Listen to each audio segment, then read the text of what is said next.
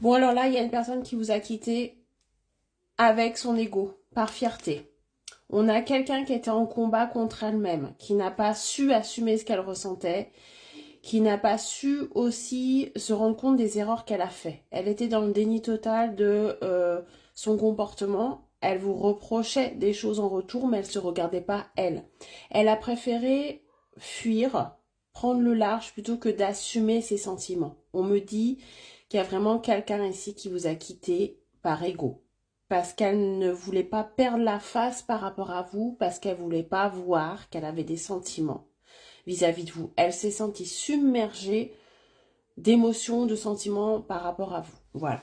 On va aller voir ce que cette personne a à vous dire. Tu n'as pas compris sa réaction. Tu ne sais pas pourquoi réellement cette personne t'a quitté, en fait.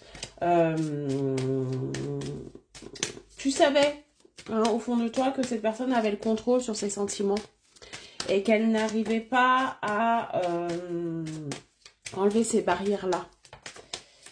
Et pour moi, c'est pour ça qu'elle a pris la fuite, parce qu'elle n'a pas assumé ce qu'elle ressentait, parce qu'elle était dans un combat entre la protection, entre son ego, donc sa fierté, son mental et son cœur. Elle n'a pas été en cohérence avec tout ça.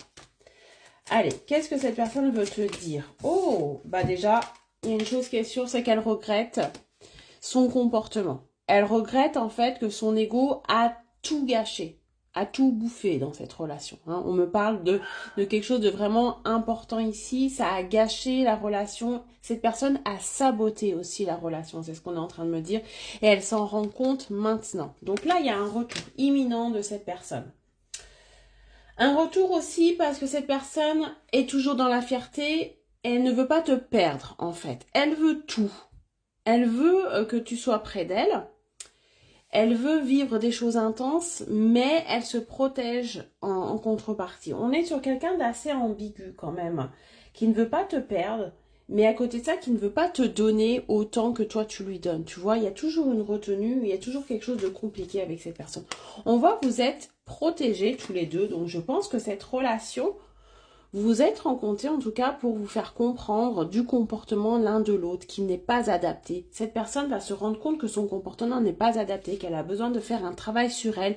Pourquoi elle n'arrive pas à se lâcher? Pourquoi elle n'arrive pas à assumer ce qu'elle ressent pour toi? Pourquoi elle est toujours dans la retenue évitante?